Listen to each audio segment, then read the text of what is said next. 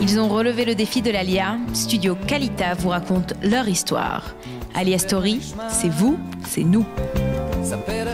Salut à tous, on est ravis de vous retrouver et surtout de vous présenter une personnalité, on va dire, du monde associatif, mais aussi du monde politique, du monde éducatif, un francophone peut-être pas très connu de tous, mais en tout cas de ceux qui sont en Israël depuis longtemps sûrement. Il s'appelle Gaël Grunwald, il est président de l'organisation du département de la création des Ishuvim. Voilà, ça s'appelle Khativat Ityashvut, pour ceux qui connaissent.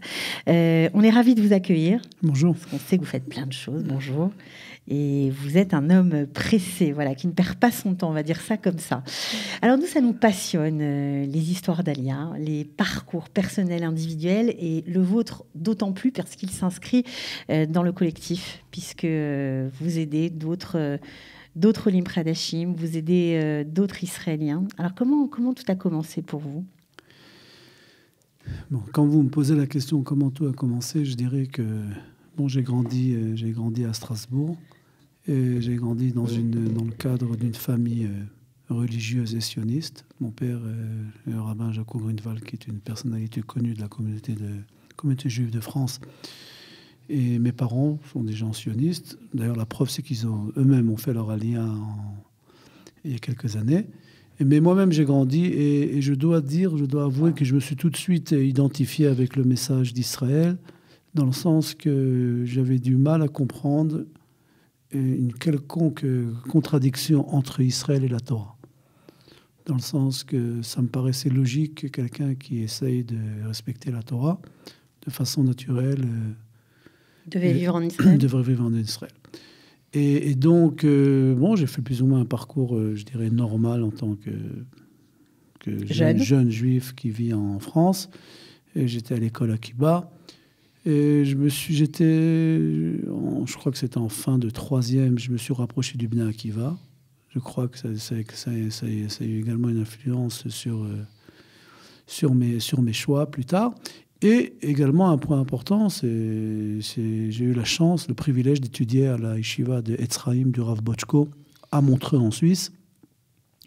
Le Rav Moshe Bochko, Zichrono Livracha, et qui est vraiment une institution extraordinaire. Et on a eu vraiment la chance d'avoir des rabbins et des professeurs de haute qualité. Tout ça dans une ambiance familiale très sympathique. Quand je raconte à mes copains, à mes amis israéliens que j'ai eu la chance d'être dans une yeshiva tichonite, dans une institution scolaire, entouré de maximum de 40 ou 50 élèves, dans une belle villa au bord du lac du Léman en Suisse.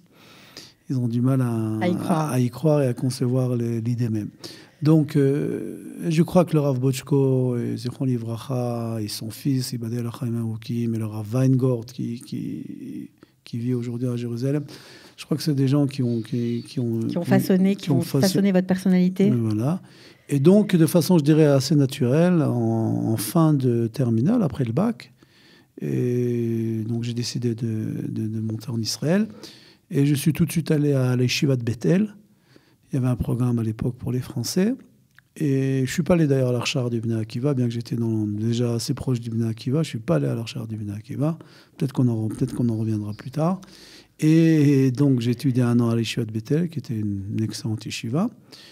Mais je dois vous avouer que je n'ai jamais vraiment hésité si oui ou non je dois vivre en Israël. Ça me paraissait évident, naturel. Il n'y a pas eu de choc quand vous êtes arrivé ? Parce que quand même, entre la belle villa, comme vous disiez, la belle villa de Suisse et la yeshiva à Bethel, les conditions n'étaient pas les mêmes, les gens n'étaient pas les mêmes. Oui, vous avez été confronté aux difficultés d'adaptation, d'intégration, j'imagine. Oui. Bon, mais comme d'abord, je parlais un petit peu l'hébreu. Oui, ça a je parlais un petit peu l'hébreu. Je parlais pas l'hébreu couramment, mais je parlais l'hébreu. J'avais une certaine connaissance dans le monde. Non, je crois qu'on s'est bien intégré à... Ce qui est vrai, et il faut le dire, je suis monté dans le cadre d'un groupe. C'est-à-dire, on était une bande de copains. Et on était 8 à l'époque à Bethel. On était des bons amis. Ça, c'est sûr que c'est quelque chose... Le fait d'être jeune et le fait de monter dans un... De ne pas être seul. Ne pas être seul et d'être dans un cadre où tu n'avais aucune responsabilité. Tu n'es pas marié, tu n'as pas d'enfant. C'était facile, plus facile. C'est beaucoup plus facile que... Et le cadre était effectivement convenait à ce qu'on recherchait. Après cette année d'Yeshiva, j'ai servi 1 an dans l'armée. En tant que volontaire? Oui, en tant que volontaire. Mais à l'époque, il y avait un devoir de faire son service militaire en France. Il y avait un accord entre la France et Israël, que celui qui servait l'armée israélienne, alors il était dispensé de l'armée française. C'est un programme assez relativement connu. Et dans le cadre de ce même programme, j'étais tenu de retourner une année en France. Et je l'ai fait pour servir la communauté. Et je l'ai fait dans le cadre du Bnei Akiva. Et je suis retourné à Paris. Mes parents habitaient à l'époque à Paris. Et en 1984-85, j'étais à Paris et j'étais ce qu'on appelle le Marrakech du Sniff du Bnei Akiva. C'est-à-dire que je m'occupais des activités du Bnei Akiva sur Paris. Et je dirais que d'une certaine façon, c'était mon premier les premières fonctions en tant que responsable, on va dire. Si vous voulez, c'est un grand sniff, le sniff de Paris. C'était un grand sniff. C'était encore d'autres sniffs dans la région de Paris. Et j'ai également eu j'ai eu la chance de diriger une colonie internationale dans le cadre du Bnei Akiva, je me rappelle. Et donc, si vous voulez, c'était naturel pour vous déjà d'avoir envie de diriger Non, je ne sais pas. C'était quoi? Mais je vais vous dire quelque chose d'autre. Par contre, si déjà je parle des camps du Bnei Akiva, je vais faire une petite parenthèse, mais qui est une vraie parenthèse, puisque nous sommes dans la Shiva du rabbin José Eisenberg, Zichrono Livracha. Et José Eisenberg est un ami de la famille, est un ami très proche de mon père. Et d'ailleurs, je profite du fait que je sois ici pour envoyer mes condoléances à Marc, qui est le président justement de Kalita, mais également à sa famille. Et on a grandi un petit peu tous avec ce programme de Source de la vie de José Eisenberg. Et entre autres, et là je fais le lien avec le sujet dont on parlait avant, je me rappelle d'un programme sur le Bnei Akiva, un camp de Bnei Akiva Ovo Marcus, je me rappelle encore de ça. Et je me rappelais en tant que jeune gosse à Paris, à Strasbourg, pardon. Je me rappelle cette émission et d'une certaine façon, ça m'a marqué. Je ne sais pas jusqu'à combien, en tout cas, ça m'a touché. Ça m'a donné une certaine envie de m'associer avec ce genre d'activité. Donc, effectivement, cette année du Bnei Akiva était une année... fondatrice pour l'avenir, pour vous? D'une certaine façon. Mais ça vous a donné quoi? Une vision par rapport à votre intégration en Israël? Puisque forcément, après après Paris, il fallait retourner en Israël. Voilà. Là, je vais vous dire quelque chose qui va peut-être vous intéresser. Lorsque je suis retourné en Israël, et là, j'ai commencé des études au Machon Lev. J'ai entamé 4 études au Machon Lev. 4 ans? 4 ans au Machon Lev. Et je dois reconnaître que le passage de la France sur Israël, mais surtout ce passage-là, où tu avais certaines responsabilités communautaires, et tout d'un coup de se retrouver... un clampin des mortels, voilà, sans fonction, c'est-à-dire qu'il n'y a plus de statut. Il y a plus et surtout cette impression, bon, tu te lèves le matin pour aller étudier, tu vas... Ça, effectivement, de plus rien faire D'une certaine façon, c'est quelque chose... Si des gens en parlent d'un certain... Je dirais pas mashber, je dirais pas... Non, mais un changement. Un certain changement. C'était effectivement un changement. Mais je dois l'avouer que donc, pendant ces 4 années d'études au Machon Lev, j'ai continué à être en contact avec le Bnei Akiva mondial.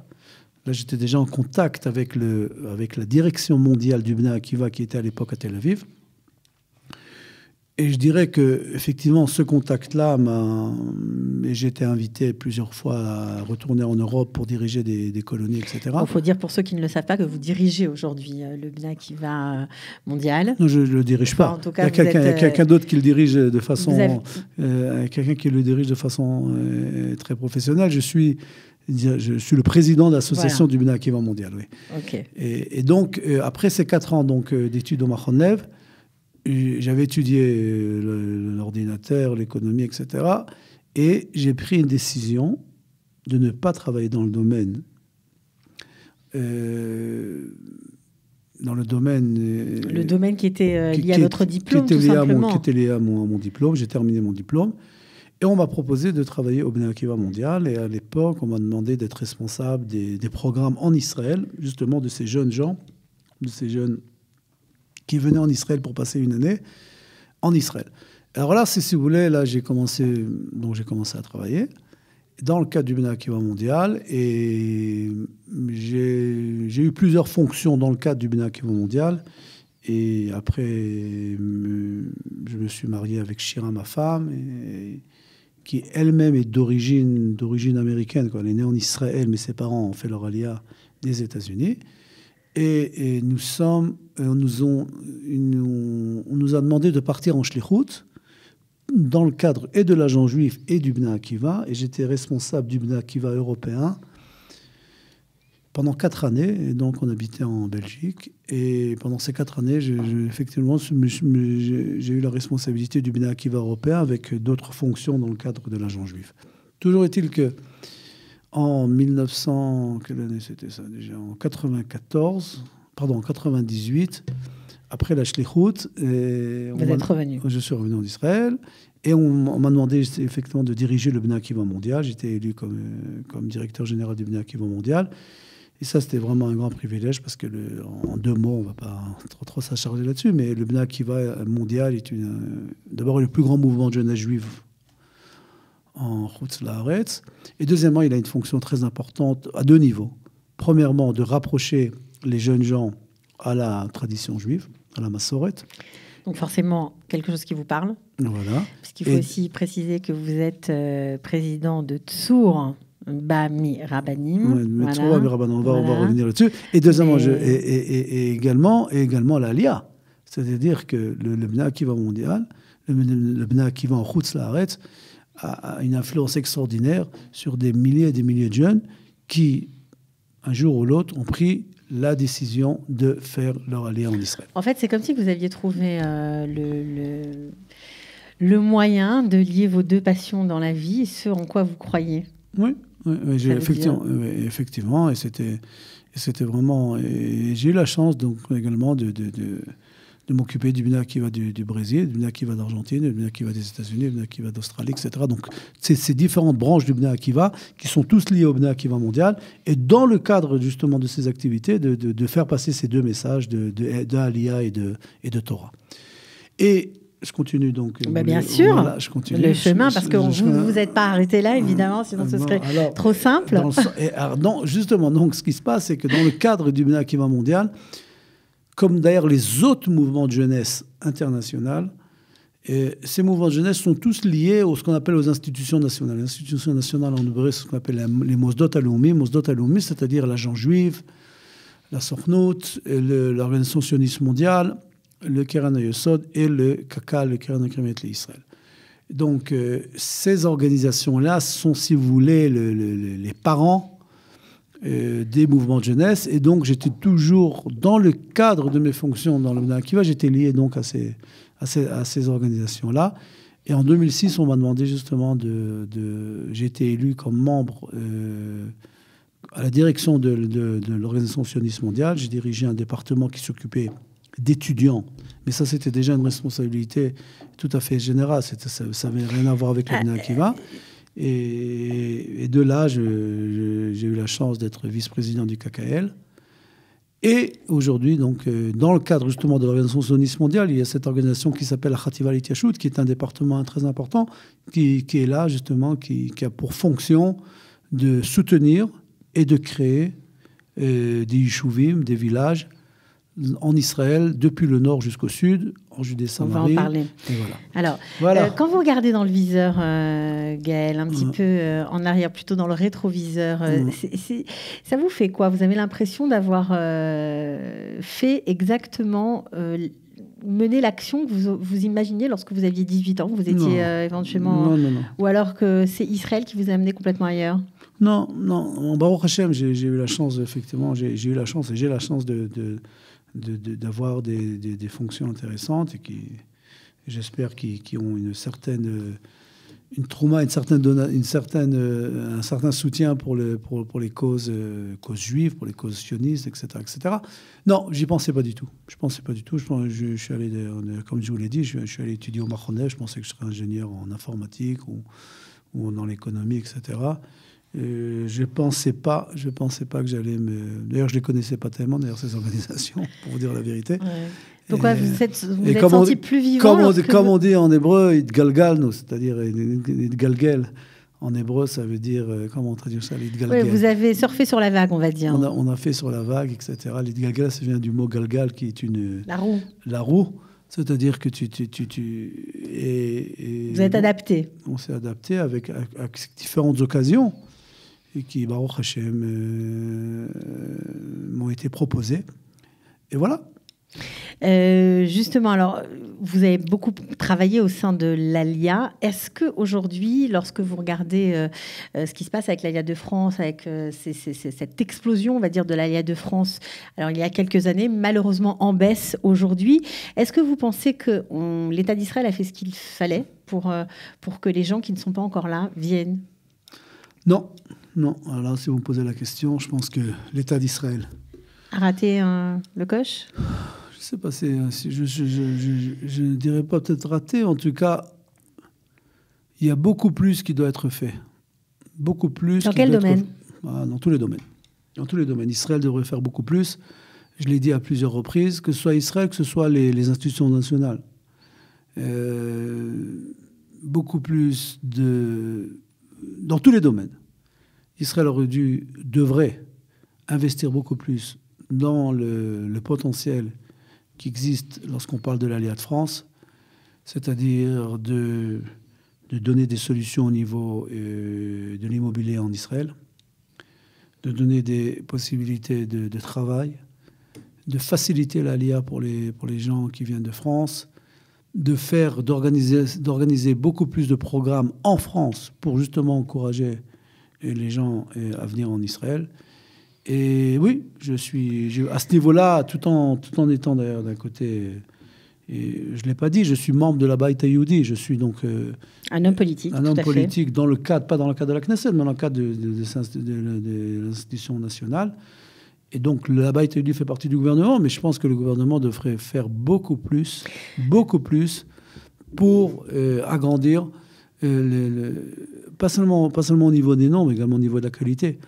Que l'ALIA de France soit de meilleure qualité au niveau de tout ce qui doit être effectué et donné justement pour les Olim. Alors, lorsque vous voyez que le ministère de l'ALIA de l'intégration a diminué les budgets avec la fin du programme Tzorfat Trila, ça va un petit peu à l'encontre de ce que vous venez de nous dire. Est-ce que votre voix, ce que vous venez de nous dire, vous le dites dans les institutions auxquelles vous avez des responsabilités? Parce qu'on a vu, on l'a vu récemment, notamment dans des organes et en tout cas des organisations plus petites, notamment je pense aux mairies. Dans les mairies où il y a aussi de nombreux budgets, lorsqu'il y a des francophones avec des responsabilités importantes, les choses bougent. Il y a parfois des dossiers qui étaient bloqués pendant des années, des budgets qui n'étaient pas donnés aux Olim de France. Lorsqu'il y a des Français en poste, ça bouge.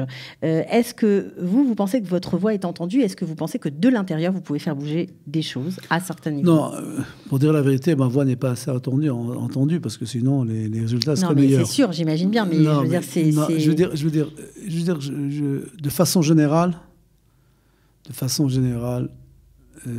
Israël, en 2017, ne fait pas assez pour l'Alliance de France.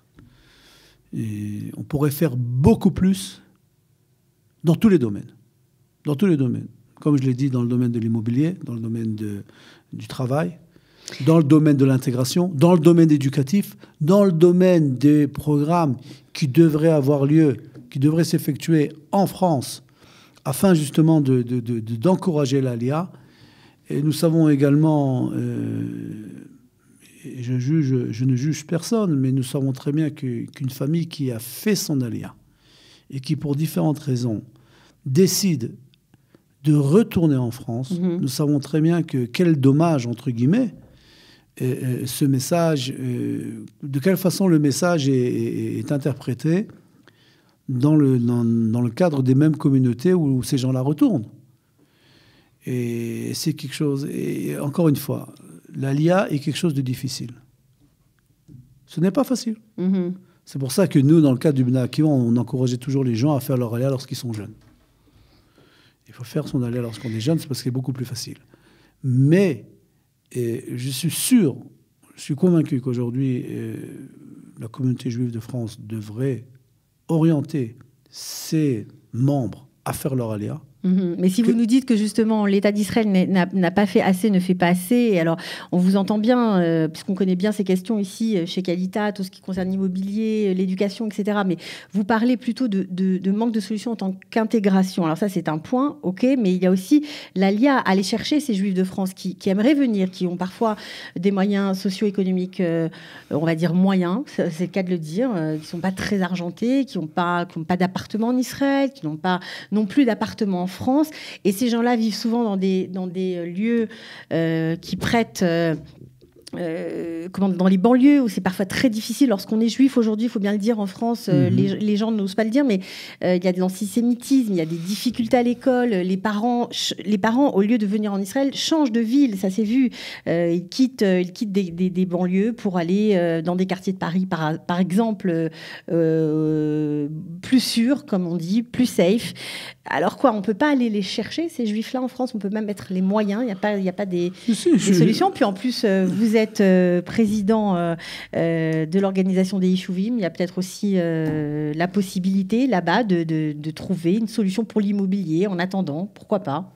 Non, encore une fois, je suis entièrement d'accord avec vous. Et c'est ce que j'ai dit. Je dis qu'il y a un travail beaucoup plus important qui aurait dû être, qui devrait être fait en Israël et également en France.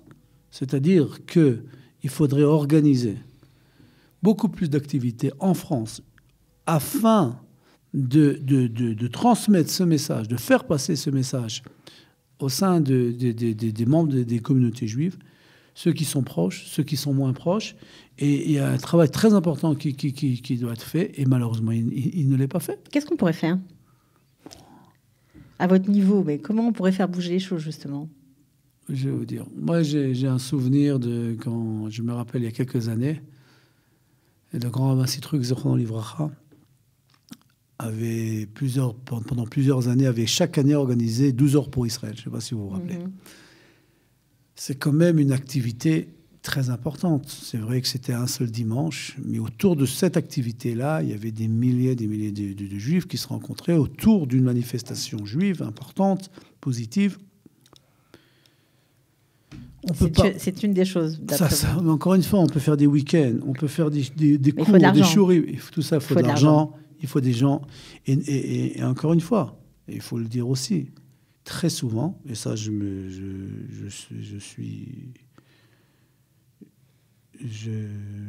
j'en parle. Et je ne cache pas mes sentiments à propos de ça. Vous dites que vous êtes Olé Hadash, parce que souvent, enfin, en tout cas, Olé Hadash, Olé Vatik, on va dire maintenant aujourd'hui, mais vous le dites parfois. D'abord, je le dis, parce que d'abord, les gens l'entendent. Pas forcément. Les gens l'entendent, mais à part ça, je le dis, oui, mais je veux dire, oui, je le dis, j'en parle, et je raconte mon histoire, et chaque fois que... Et hier, j'étais dans le sud, dans le cadre justement de la Khativa L'Itieshut, on avait une manifestation pas loin de ce qu'on appelle la bande de Gaza. Et c'est toute une série de Yishuvim qui sont soutenus par la Khativa L'Itieshut. Et entre autres, j'ai rencontré là-bas des Olim, quelqu'un qui a fait son alia d'Union soviétique, qui est agriculteur aujourd'hui là-bas. Et je lui ai raconté moi-même. Je lui ai dit, tu sais quoi, moi aussi j'ai fait mon alia de France, bon, dans d'autres conditions, etc. etc. Toujours est-il que je reviens, j'aimerais le dire quand même, parce que c'est un message, à mon avis, qui est important. En dehors de ce que j'ai dit ou à propos du gouvernement en Israël et de ce qui devrait être fait en France, nous avons un autre problème. C'est que souvent, je ne dirais pas toujours, mais souvent, nous n'entendons pas un message clair au niveau de la part de certains dirigeants communautaires, ou que ce soit certains rabbins en France, qui n'appellent pas de façon automatique les gens à faire leur aller en Israël. Là, vous renvoyez la patate chaude, là, si je puis me permettre. Non. Parce que c'est sûr que... Que les choses soient bien claires. Je ne suis pas en train de... J'ai dit les choses de façon très claire. l'État d'Israël, le gouvernement d'Israël devrait faire beaucoup plus que ce qu'il fait aujourd'hui. Je ne peux pas dire les choses de façon plus claire. Que ce soit l'argent juif. D'ailleurs, je ne parle pas uniquement du gouvernement d'Israël. Je parle également des organisations. Ça, c'est une chose. Après avoir dit ça, je dis qu'il y a également un problème, pas dans toutes les communautés, bien évidemment, mais dans certaines communautés, le message qui est entendu dans les communautés n'est pas toujours un message de « venez en Israël ». Et ça aussi, c'est quelque chose sur lequel on devrait travailler. Et là aussi, c'est toujours la même histoire. Il y a beaucoup de gens qui ont fait leur aléa, il y a beaucoup de gens, de dirigeants communautaires qui ont quitté la France. Et d'une certaine façon-là, ce message de Eretz Israël et de Torah Israël, très souvent, il est beaucoup moins écouté en France. Ça manque de cadres communautaires, vous pensez, aujourd'hui ? Oui, ça manque de cadres communautaires. Je sais, je suis moins à qu'on appelle ça, au fait de l'action. Au fait des actions, mais je sais qu'il manque des professeurs. Je sais que c'est pas facile de trouver des directeurs d'école. C'est pas facile non plus de trouver des rabbins dans les différentes communautés de France. C'est sûr qu'il y a un problème de cadre communautaire. Alors là, vous parlez aussi d'un problème au sein des Juifs qui sont des candidats potentiels à l'Alia, mais qui sont déjà dans certaines structures communautaires. Maintenant, il a été prouvé qu'il y a, je crois, je ne voudrais pas dire de bêtises, donc je ne vais pas dire de chiffres, mais il y a un chiffre assez important de Juifs en France qui ne sont dans aucune structure, qui ne sont pas forcément religieux, et qui pourtant pourraient être attirés, en tout cas par le message d'Israël, par l'Israël moderne d'aujourd'hui. Et pour ça, il n'y a pas grand-chose qui est fait pour eux. Comment, vous, en tant qu'Israélien, en tant que on va dire, homme politique, puisqu'on y est, vous qui avez des responsabilités ici, est-ce qu'on ne pourrait pas trouver une façon d'aller chercher ces Juifs de France qui ne sont dans aucune structure, qui sont un peu perdus ? Après tout, il y a bien des campagnes de communication du ministère du Tourisme israélien qui parlent à tout le monde, parce qu'on dit toujours on ne peut pas trouver ces juifs, on ne sait pas comment les toucher. Mais après tout, le ministre du Tourisme parle à tout le monde, parle aux non-juifs aussi. Alors pourquoi ne pas pouvoir parler à ces juifs-là qui ne sont nulle part ? Non, je suis d'accord avec vous. Je suis d'accord avec vous. D'ailleurs, lorsque je parlais du travail qui devrait être fait en France, je ne parle pas uniquement des gens qui sont autour de communautés. Je parle également des gens qui sont en dehors de communautés. La seule chose que je veux dire, c'est que c'est très difficile. C'est-à-dire que ça demande des budgets très, très importants. Mais c'est un enjeu, l'Alia de France, quand même. Lorsqu'on voit, je vais vous dire, lorsqu'on voit défiler au micro ici des gens extraordinaires qui ont apporté à la société israélienne, des gens comme vous, par exemple, c'est dommage de rater ces personnalités. Vous êtes en train de de prêcher un convaincu. Exactement, de convaincre quelqu'un qui est convaincu et qui a consacré une partie de son temps, de sa vie, dans ce domaine-là. Mais encore une fois, c'est très difficile de travailler avec les gens qui sont à la communauté. C'est encore beaucoup plus difficile de travailler avec ceux qui ne deviennent pas à la communauté parce que ça demande des efforts très très importants de trouver des gens qui ne viennent pas à la synagogue, qui ne viennent pas au cours qui ne viennent pas au match de basket entre deux communautés. Qui ne participent pas à une quelconque activité en France, c'est très, très, très difficile de toucher ces gens-là.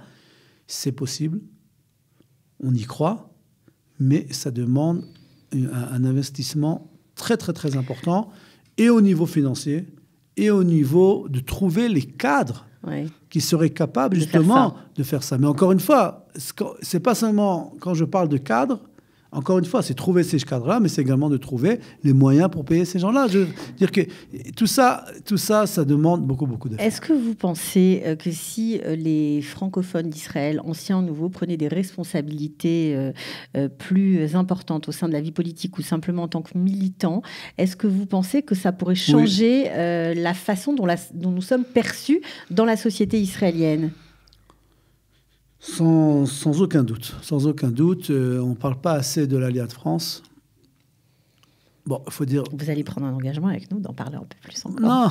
Attention. Je veux dire, on n'en parle pas assez. On va suivre vos discours à la loupe. On n'en parle pas assez. Mais je dois dire aussi qu'on ne parle pas beaucoup de l'Alia des États-Unis. C'est marrant. La seule alia dont on parle, c'est de façon beaucoup plus...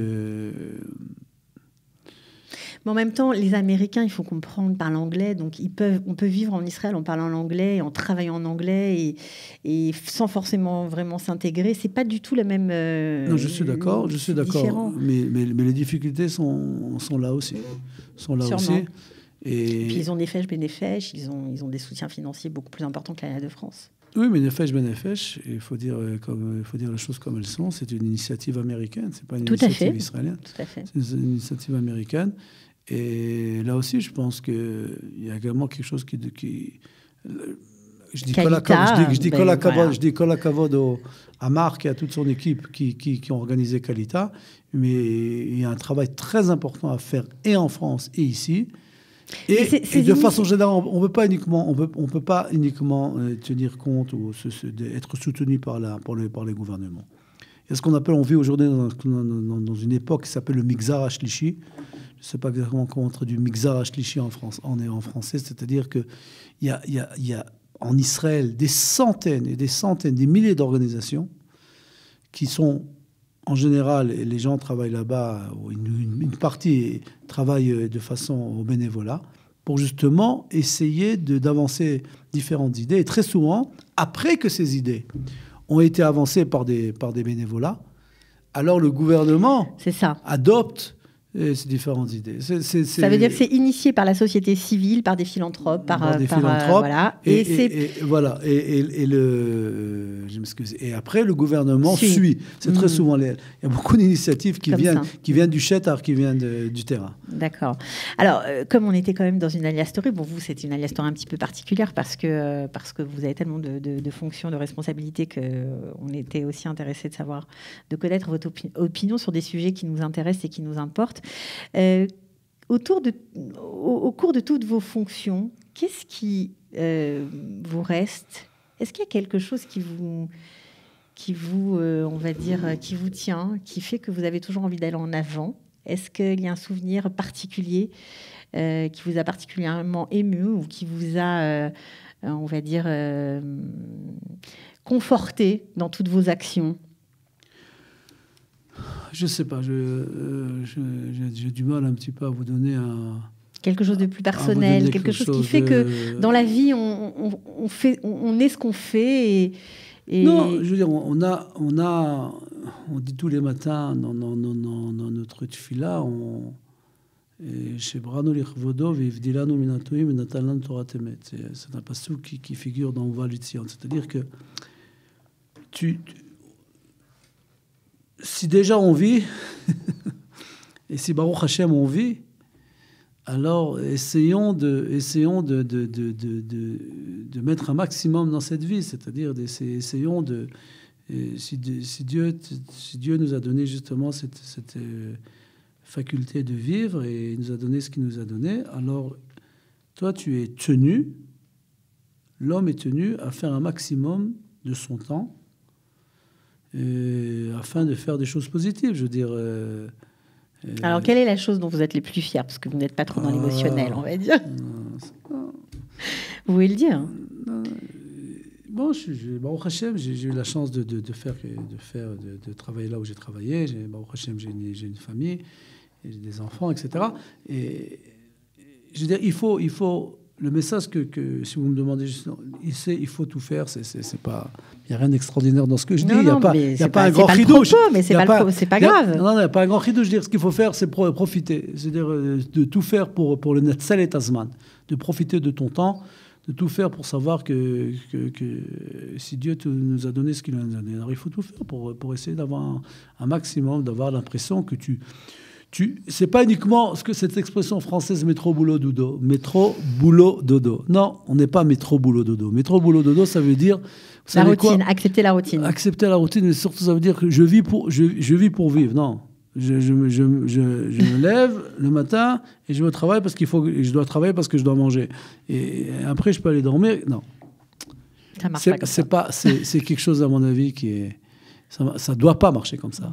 Officiellement, ça marche comme ça, mais ça ne doit pas marcher comme ça. Tu essayes de donner, je dirais, une certaine mashmaout, une certaine signification à ce que tu fais. à ce qu'on fait. Et Baruch Hashem, il y a des centaines et des centaines de gens, des milliers de gens qui le font. Et voilà, moi je l'ai fait dans un cadre un petit peu spécial, qui touche un petit peu à différents domaines, l'éducation, la Yeshut, la LIA. Il y a un projet que vous n'avez pas encore réalisé, qui vous tient à cœur? Prenez exemple l'Aliyah de France. À mon avis, c'est quelque chose qui est...